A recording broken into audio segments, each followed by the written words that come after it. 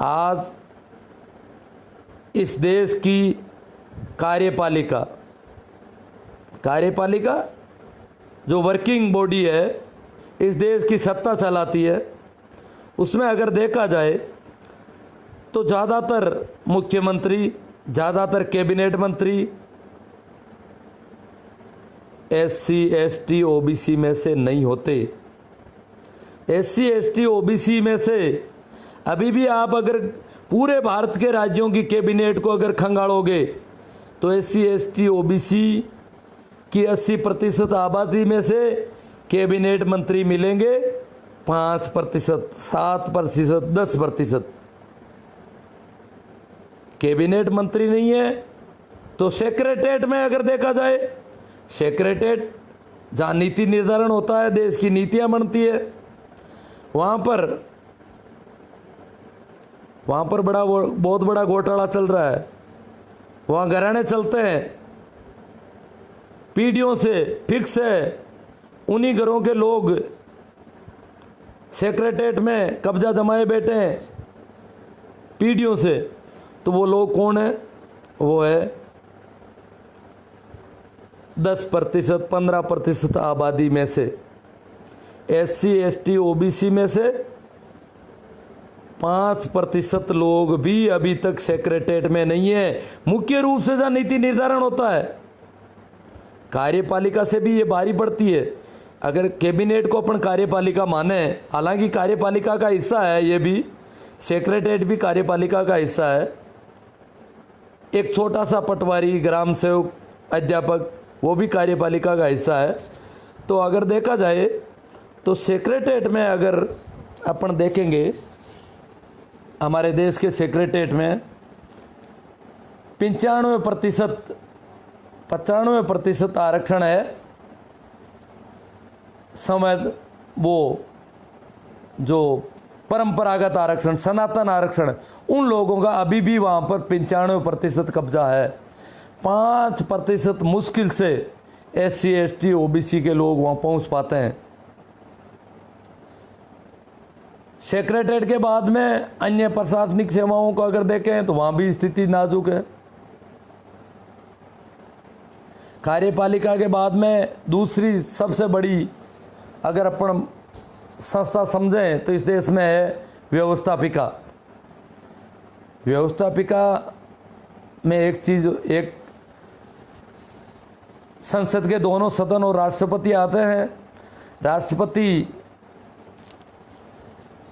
अगर सारे राष्ट्रपतियों पर नज़र डाली जाए तो अब तक 90% राष्ट्रपति केवल स्वर्ण वर्गों से हुए हैं।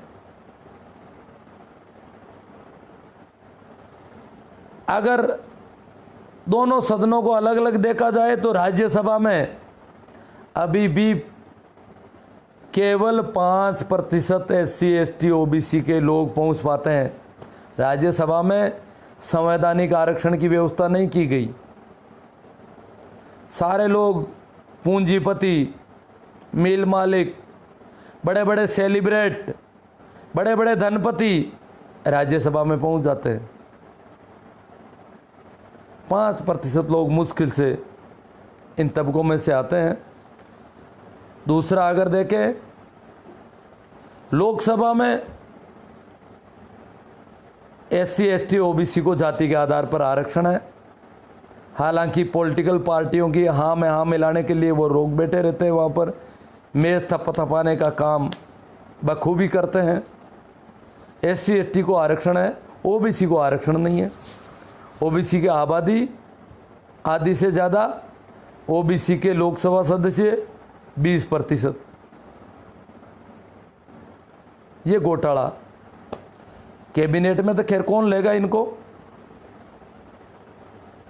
एक और है न्यायालय, न्यायपालिका, जो उच्च न्यायालय, सर्वोच्च न्यायालय और उच्च न्यायालय है, उनमें आरक्षण नहीं है। आरक्षण नहीं है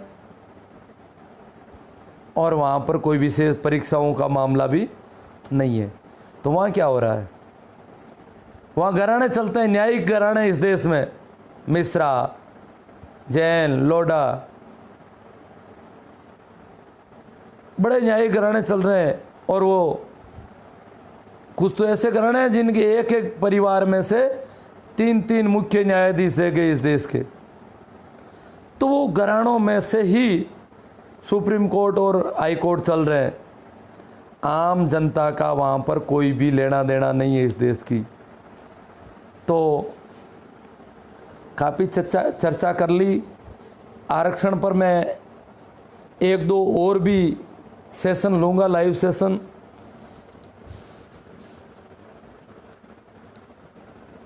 वैसे मैं जुड़ने का तो वैसे भी लोगों को पता है कि मैं कम सुनता हूँ, इसलिए किसी ने ऐसा नहीं लिखा कि जुड़ना चाहिए, अच्छी बात है। हाँ, पर्टिकुलर जाति अगर देखा जाए तो जो पुरानी पढ़ी लिखी जातियाँ हैं उन लोगों का कब्जा इस देश की सारी सत्ता पर है, समाज पर है। राजनीतिक सत्ता की तीनों बातें अपन ने देख ली, कार्यपालिका, न्यायपालिका और व्यवस्थापिका पर कब्जा। तीसरी चीज अगर अपन देखें तो धर्म पर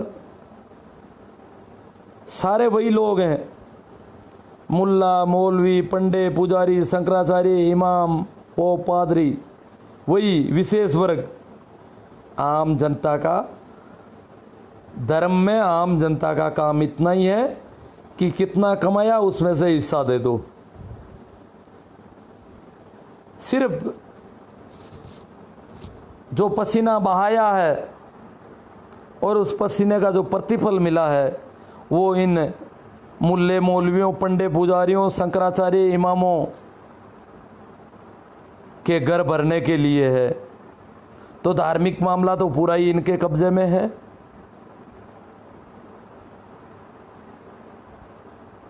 तो काफ़ी बातचीत हो गई। हाँ, सेक्रेटेरिएट जिला मुख्यालय पे है। हाँ, तो मैं बात करता हूँ थोड़ी सी। मैं पहली बार पिछले चुनाव में कलेक्ट्रेट में थोड़ा मेरा डेपुटेशन रह गया था, सुनता नहीं था, देख रहा था, बहुत कम सुन पा रहा था उन दिनों। परंतु मैंने देखा कि जो कुछ प्रशासनिक अधिकारी मीणा, शेड्यूल कास्ट के लग जाते हैं, परंतु उनके पीए बाबू बहुत बड़े तिलक छापे होने जरूरी है। अगर तिलक छापे नहीं है तो उनको वो जो मीणा और जो SC ST के प्रशासनिक अधिकारी वो भी अनपढ़ समझते हैं। जिस बाबू के चंदन के तिलक नहीं है उस बाबू को चपरासी से नीचे हैसियत हो जाती है। मेरी स्कूल के जो चतुर्थ श्रेणी कर्मचारी थे वो उनका भी डेपुटेशन था, वो चंदन के तिलक लगाते हैं। मैंने पूछा ये कि आपको पता नहीं है कि हमारे SDM साहब, मेरा भी उनका भी डेपुटेशन था, तो ये चंदन का तिलक है तो मैं चपरासी हूँ तो ठीक ढंग से बात करते हैं। अगर चपरासी चंदन का तिलक लगा लेता है तो वो बाबू से बड़ी हैसियत कर लेता है, और नहीं लगाता है तो उसको इस प्रकार बुलाया जाता है जैसे कोई कुत्ते की तरह उसको फटकारा जाता है बात बात पर। तो वो मेरे जो OBC के थे, जाटी थे, वो चतुर्थ श्रेणी कर्मचारी, परंतु वो चंदन का तिलक इसलिए लगाते थे। मुझे बताया कि एक दिन तो मेरे टिप्पन में से SDM साहब ने कहा कि सब्जी मेरे टिप्पन में डाल दो थोड़ी, क्योंकि चंदन का तिलक था इसलिए। और चंदन का तिलक नहीं होता तो सारा जो काम करना होता है 4th क्लास को, वो सारा उनको ही करना होता है जिनके चंदन के तिलक नहीं है। इस प्रकार मैंने देखा SCM, SDM सारे कार्यालयों में ऐसा ही मामला था। मेरा एक मित्र कलेक्ट्रेट के जो सूचना और संपर्क संबंधी कोई एक विभाग था उसमें था, मेरे पड़ोस के गांव का, वो भी अध्यापक था। तो मैंने पूछा उसको, मैं सुबह सुबह वहाँ चला गया तो देखा तो सारे ही बाबू चंदन के तिलक, और वो अध्यापक था। तो मैंने पूछा कि ये सारे चंदन के तिलक वाले, कि ये सारे ब्राह्मण नहीं है? ये चंदन के तिलक लगाने पर कलेक्ट्रेट में आदमी की इज्जत बढ़ जाती है। मैंने कहा आपने नहीं लगाया कि यार मेरे से तो नहीं लगाया जाता। थोड़ा काम ज़्यादा करना पड़ता है, चंदन का तिलक नहीं होता तो, और चंदन का तिलक होता है फिर उनको मामला कुछ अलग होता है। तो ये ऐसा आरक्षण कलेक्ट्रेट में, तहसील में, एसडीएम में, पंचायत समिति में, सभी जगह ऐसा ये जो परंपरागत आरक्षण है उसका बोलचाला है। हमारे एजुकेशन डिपार्टमेंट में पहले बहुत बड़ा बोलबाला होता था। हाँ, व्यापार में सारा धन, मिल मालिक कौन है, बड़े बड़े हवाला कारोबारी कौन है, औद्योगिक घराने कौन है, ब्लैक मनी सबसे ज़्यादा कौन इकट्ठी कर रहा है इस देश की, इस देश की कीमती ज़मीनें किसके पास है। थार के रेगिस्तान में अगर किसी के पास 400 बीघा ज़मीन है तो कोई उसकी जोरी बाजार की, जयपुर के जोरी बाजार की, दिल्ली के चांदनी चौक की 10 फुट ज़मीन से भी कम कीमत है उसकी। 1 वर्ग गज ज़मीन से भी कम कीमत है 400 बीघा ज़मीन की कीमत। ये हालत है। तो कीमती ज़मीनें किसके पास है? बड़े बड़े बाजार, शहरों के मुख्य इलाके, वो किसके पास है? तो सारा धन अगर देखा जाए तो इस देश की SC, ST, OBC के पास स्थायी संपत्ति के हिसाब से देखा जाए तो 2-5% से ज़्यादा संपत्ति नहीं है। हाँ, करंट संपत्ति जो लोग अधिकारी कर्मचारी लग गए, कुछ और हो गए, वो थोड़ी हो गई। मैं जयपुर में एक मीटिंग में गया था। मैं एक किस्सा सुनाता हूँ आपको। कुछ लोगों ने वहाँ एक आयोजन रखा, हमारे व्हाट्सएप ग्रुप था, तो जाट जाति का एक आयोजन था और उसमें मुझे उन्होंने इनवाइट किया। मैं गया तो वो एक बहुत बड़ा होटल था, महादेव होटल, वहाँ पर आयोजन था। आयोजकों ने बताया कि महादेव होटल ने हमें फ्री सुविधा दी है सारी यहाँ आयोजन करने की। मैंने कहा ये महादेव होटल है किसका? तो बोले जाटों का। मैंने कहा ये कैसे हो गया जाटों का होटल? जाटों के पास इतनी बड़ी संपत्ति कैसे हो सकती है? ये बहुत बड़ा सवाल है। हो नहीं सकती, क्योंकि अगर जाट कितना ही बड़ा अधिकारी हो गया तो इतनी बड़ी संपत्ति नहीं इकट्ठी कर सकता। छोटा मोटा कारखाना लगा लिया तो कारखाने के लिए जो धन है, उनके पूर्वजों के पास धन नहीं था, तो एकदम से धन कहीं भी दिखाई देगा। अगर एक साथ 10 करोड़ 20 करोड़ कई रुपए दिखाई देंगे तो वो तो पैसा एक नंबर का नहीं हो सकता। एक नंबर का पैसा जाट के पास कैसे आ गया? भरतपुर दौलपुर का जाट है क्या? कोई राजघराने का जाट है क्या? नहीं, जयपुर के पास का जाट है। वो कह रहे कि इसकी ज़मीन सेज में चली गई थी। स्पेशल औद्योगिक जो विशेष जोन था, स्पेशल इंडस्ट्री जोन, उसमें चली गई थी और इसलिए इनको करोड़ों रुपए एक नंबर के मिल गए। उनसे इन्होंने ये होटल खड़ी कर दी। तो मेरा अचंभा तब जाके पूरा हुआ कि ये जो राजस्थान में खेती करने वालों को उनके खेत जिन लोगों ने दिलवाए थे, उनकी वजह से इनके पास थोड़ी बहुत संपत्ति हुई है। और वो खेत जो शहरों के पास कीमती ज़मीनें हो गई, उसकी वजह से। हाँ, जोधपुर में बड़ी बड़ी ज़मीनें किसके पास है? कहीं भी जाओ आप, बड़े शहरों में, जोधपुर क्यों, आप नागौर में चले जाओ, छोटे छोटे कस्बों में चले जाओ, गांव में चले जाओ। गांव में भी, गांव का जो मुख्य इलाका है, जो चौपाल और गवाड़ वगैरह जो मुख्य इलाका, वो किसके पास है? तो अब हमारे आरक्षण को टैलेंटेड एवं मोटिवेटेड भारतीय के नाम से ख़त्म किया जाएगा। बड़ी कंपनियों को ठेके देकर ख़त्म किया जा रहा है। बहुत बड़े गड़बड़ घोटाले हो रहे हैं। उस पर अगर हम समय रहते सचेत नहीं हुए, हमें ये समझ में नहीं आया कि आरक्षण नहीं है, आरक्षण होना ही नहीं चाहिए। ये प्रतिनिधित्व मिलना चाहिए। इस देश की पूरी आबादी को शासन में, प्रशासन में, सब जगह प्रतिनिधि तो मिलना चाहिए। एक वीडियो आया था थोड़े दिनों पहले, एक टीवी ने जारी किया था, उससे आरटीआई से सूचना मिली थी कि देश के 40 केंद्रीय विश्वविद्यालय जो अभी संचालित है, प्रस्तावित अलग चल रहे हैं, संचालित 41 केंद्रीय विश्वविद्यालय हैं, उनमें ओबीसी का एक भी प्रोफेसर नहीं है, एक भी एसोसिएट प्रोफेसर नहीं है। सभी 40 केंद्रीय विश्वविद्यालय इस देश के सबसे बड़े विश्वविद्यालय है, जहां से सारी सत्ता निकलती है। बड़े विश्वविद्यालय हैं, तो उन विश्वविद्यालयों में ओबीसी का एक भी प्रोफेसर क्यों नहीं आया? इंटरव्यू सिस्टम में मुझे एक आर्मी मैन ने बताया था कि हमारे सारे अधिकारी ग्रामीण भूमि का, कोई आदमी आर्मी में अधिकारी नहीं बन सकता, सिपाही सारे ग्रामीण और अधिकारी, क्योंकि इंटरव्यू सिस्टम में ग्रामीण मानसिकता वाले लोगों को अलग छांट दिया जाता है, शहरी मानसिकता वालों को ऑफिसर बना दिया जाता है, ग्रामीण मानसिकता वाले उनके सैल्यूट लगाने के लिए खड़े रहते हैं आगे।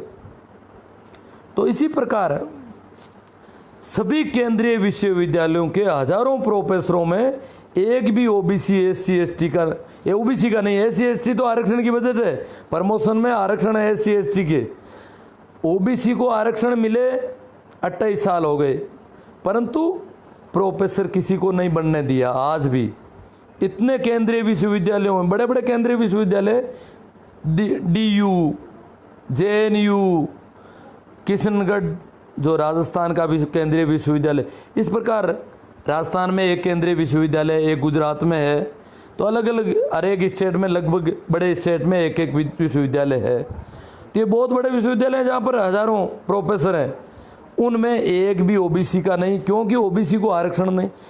तो मैं क्या है कि उन्हीं दिनों एक प्रोफेसर से मेरा मिलना हुआ, एक मीटिंग थी हमारी, उसमें वो प्रोफेसर भाषण दे रहे थे किसानों के पक्ष में।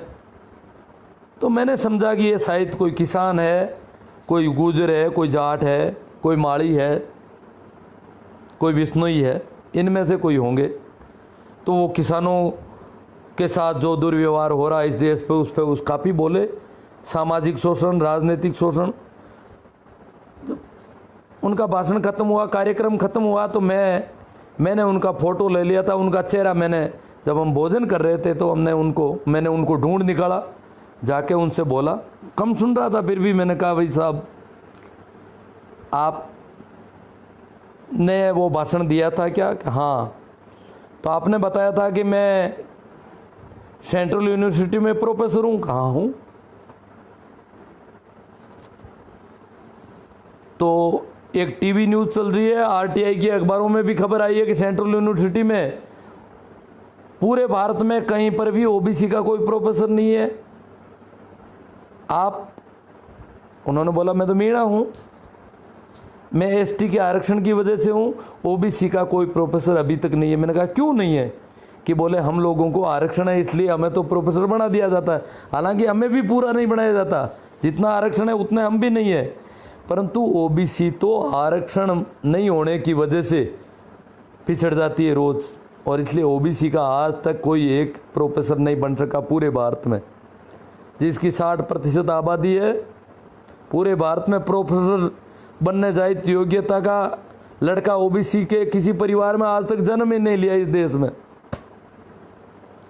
चलो, धन्यवाद, आप लोगों ने बहुत शेयर किया, बहुत ज़्यादा सुना, इस सब के लिए मैं कृतज्ञ हूँ। ये विचार ज़्यादा से ज़्यादा लोगों तक पहुँचे, इसके लिए आप ज़्यादा से ज़्यादा इस पोस्ट को शेयर करें तो और अच्छा रहेगा। इस पर कमेंट करें। धन्यवाद। इतना